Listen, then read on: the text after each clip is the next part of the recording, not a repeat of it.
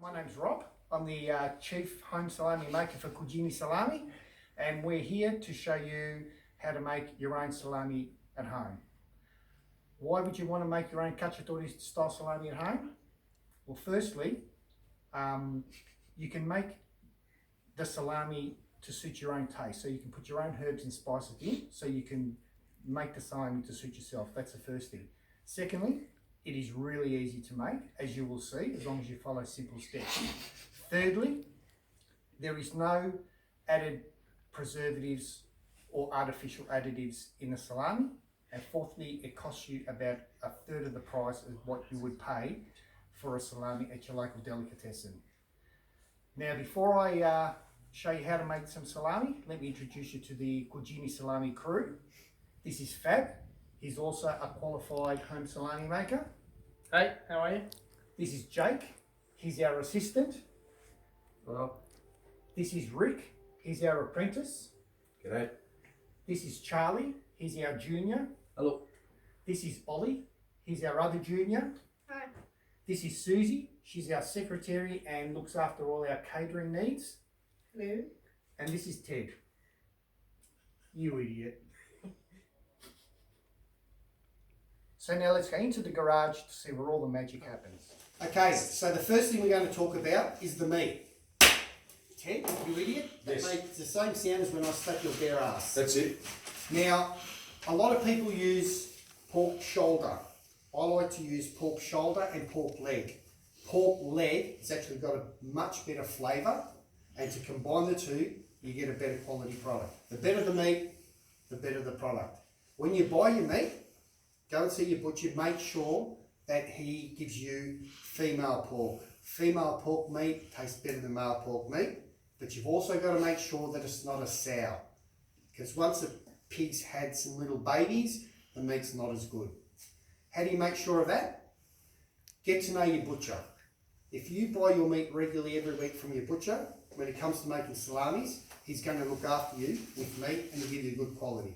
Okay, so build up a rapport with your local butcher and support your local butchers. Now, if you live in Melbourne, Australia, here is my preferred butcher. Ted, you idiot, where's the sign? The camera. Oh, sorry.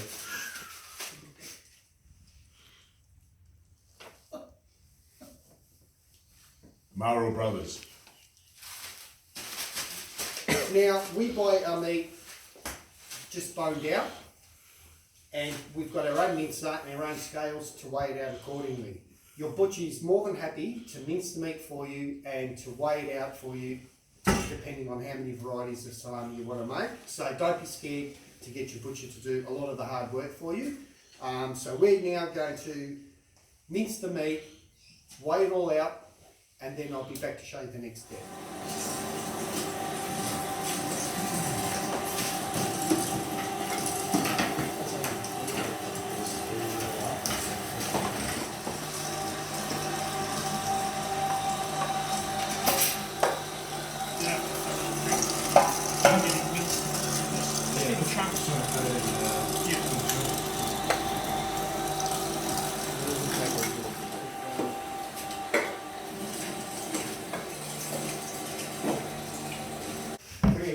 Yeah.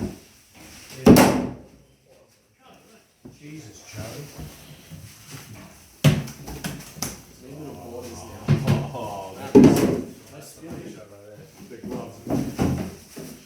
Alright, Rick, find a spot.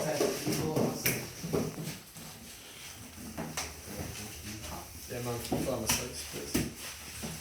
Okay, now that we've minced the meat, we've got it on the table and we're mixing it all. This is because what we want to do is we want to evenly distribute the pork fat. Ted, you're an idiot. The pork shoulder and the pork leg. Hey! Who's pushing? Like everything gets got there, yeah, so you get mine for everything. You must have been serious. Ted. 10 kilos each, 5 of each. Yep. Alright, see how heavy that is. 5, that's 10. You're doing 20 kilos. 21. Well, 7. Yep. Chicho. No, 7.318. Oh, you're kidding. Look at add a little bit more. I reckon that'll be it. That would have made That'll be the, spot on, I that reckon. would have made the Jack had it in his hand. Okay, as you see, our meat has been minced and it's all been weighed out. What we're going to do now is add all the seasonings and give it a really good mix. While we're doing that, I'll put up our 3 salami varieties that we make, and then I'll come back and show you the next step. Thank you.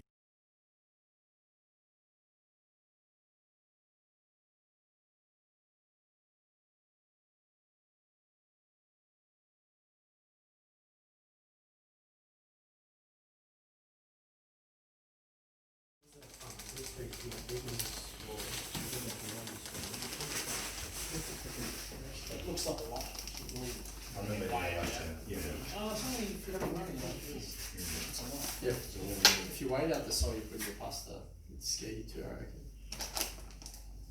It's all about precision. Don't flirt with the formula. It's you want to rest them. Go one-handed. Not test, mate. Yeah, that's it. Yep. What's the test? Just you grab a handful. If it's really sticky, it just sticks to your hands. Yeah. That's it, mate. Get them out with That's Yep. done. Spot on. Now, actually, You got a flavour the same as that?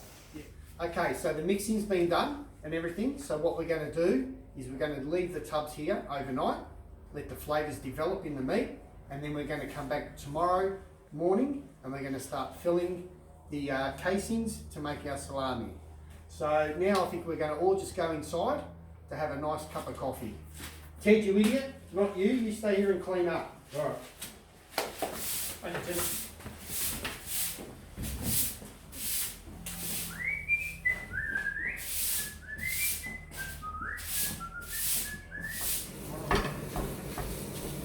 Get extra.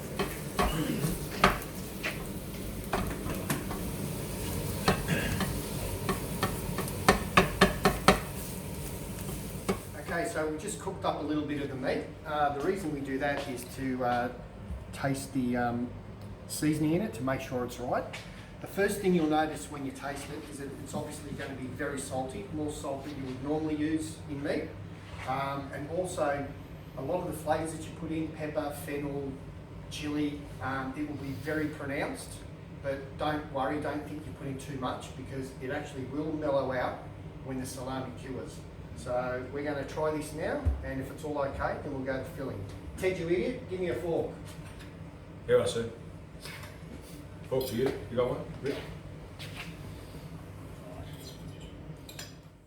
Hi, now we're ready to stuff our salami. This is our tube of the filler that we'll put the meat in. And when you're putting your meat into your filler, you've got to make sure that you really put it in to knock all the air out of it, because you don't want any air in your salami because that can create air pockets and it can go off. So, Ted, start fisting. Done.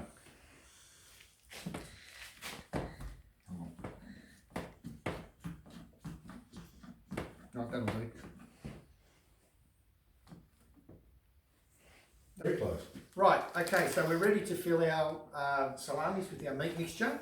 Now, a lot of people like to use the natural skins, which is the intestine of the pig. They come bundled and salted. So what you need to do is rinse them really well in some warm water. And what it does is it gets rid of the salt and softens them up. I find that a little bit dirty, smelly, ninolake. So I prefer the synthetic variety. These are a natural skin. They're 500 mil long, and this particular size has a 47 mil diameter. You can get it in a 55 mil, 65, 75, 90. That's up to you how you want it. Obviously, the bigger it is, the longer the curing period. You put these in a little, they feel plasticky. You put them in a little bit of tepid water, and once they're done, they come out like this. They feel quite rubbery. And all we do is we're going to put that on the nozzle, we're going to fill it, tie up the other end. So we'll show you how to do that now.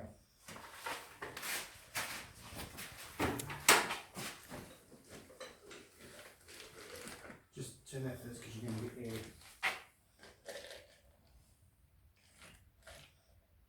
Keep going. Yeah.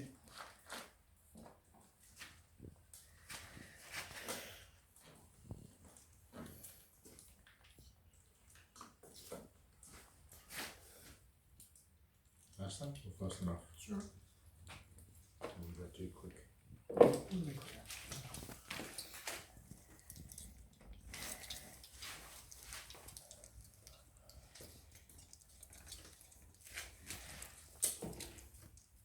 See? So at this stage, you filled the salami. You want to tie it before you get to the end of the salami and tie down on it so that some of the meat actually comes back out. That'll ensure that you've got no air in the salami. So we're going to be careful.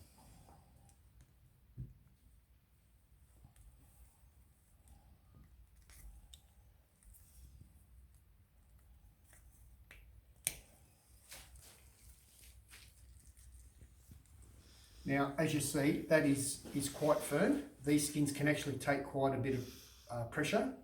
You will get the occasional one that may burst. That's not a problem, but make sure it's very firm. The firmer the better. That salami there is about 700 grams, and depending on the weather, take anywhere from 4 to 6 weeks to cure. Beautiful. Outside. No, yeah. What you have to do is That's better. keep 2 fingers on the skin and 2 fingers on the, so you've got the tube in the middle, so you can actually feel. You keep pressure here to stop air getting in? Or doesn't really No, matter?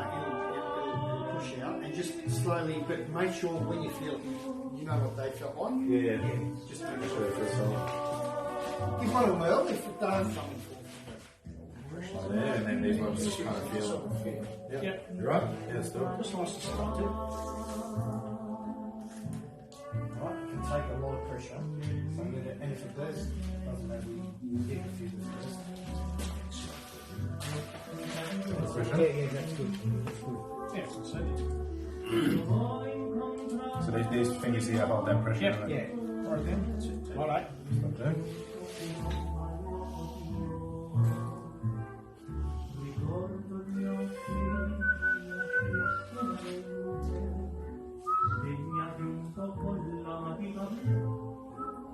That's what I didn't do.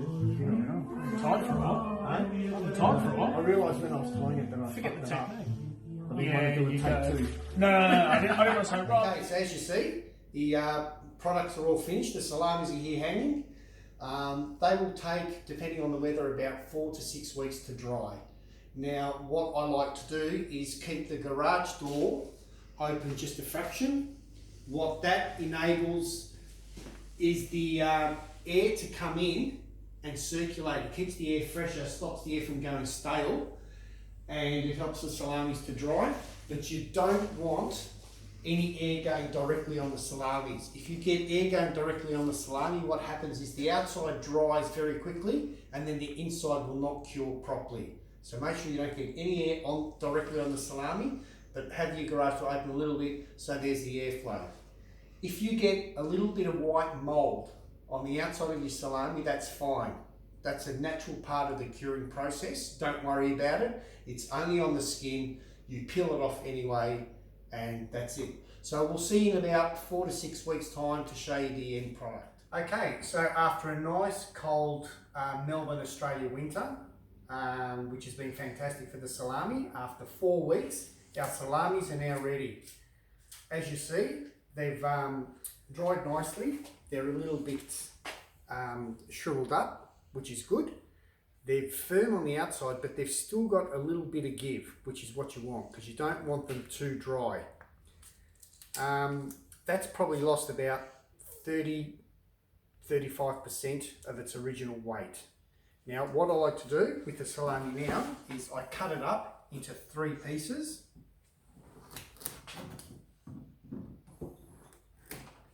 And then what I do is I put a little slit in it, like so, and then I peel the casing off.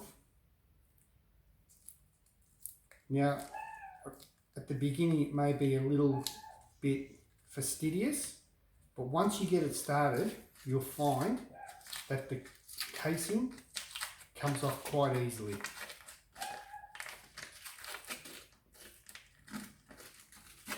There you go.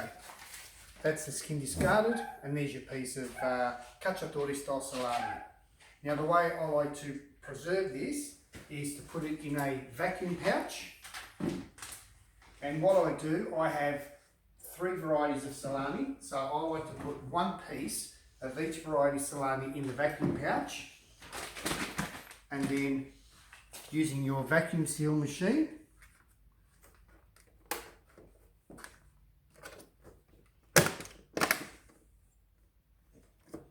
it shouldn't take too long.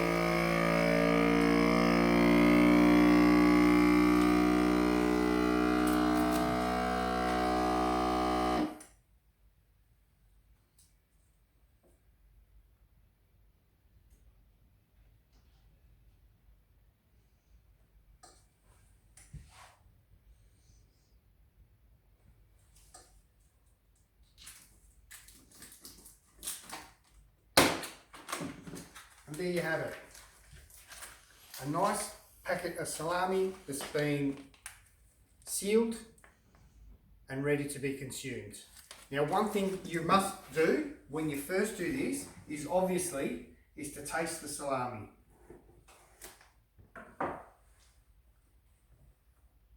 Oh, that is really good. You'll find when you do it, the outside is quite firm. Don't worry, once you have it in the vacuum pack, if you allow 2 to 3 weeks, because of the vacuum, it will force the moisture from the inside of the salami to the outside, and the outside will soften up and be just as soft as the inside. Storing this, you don't have to keep it in the fridge. What I like to do is I put it in a tub, and as long as it's in a cool, dark place, it'll be fine for a year. I tend to keep mine in my linen press in the hallway because it doesn't get affected by the heat from the central heating during winter. And I keep a couple of pieces in the fridge, and as I eat a piece, I replace it with another one. That's how easy it is to make your own salami. Okay, so when making salami, there are 2 big ticket items that you will need. One is your vacuum sealed machine, which is used to preserve the salamis. The other one, obviously, is your sausage filler to do the filling. They can be a little bit expensive as an initial cost, but they will last you pretty much forever. I've been doing this for 15 years now, and I still have the original sausage filler and the original vacuum seal machine. And all you'll have to buy on a yearly basis is your meat, casings, and your spices. So that's about it. I hope that you try and make your own salami. As you can see, it is quite easy. If you enjoyed this video and you thought it was both informative and entertaining, I hope you like and subscribe to the link which will be down below. And that's it from me and everyone from Cugini Salami. Keep going. Also, look out for our up and coming video on YouTube by Cugini Salami. It's called How to Make Love Like Ted. And all you need is a senior citizen, some raspberry jelly, a feather duster, and a bucket of sand. Ted, there are 2 idiots in this room right now, and you're both of them.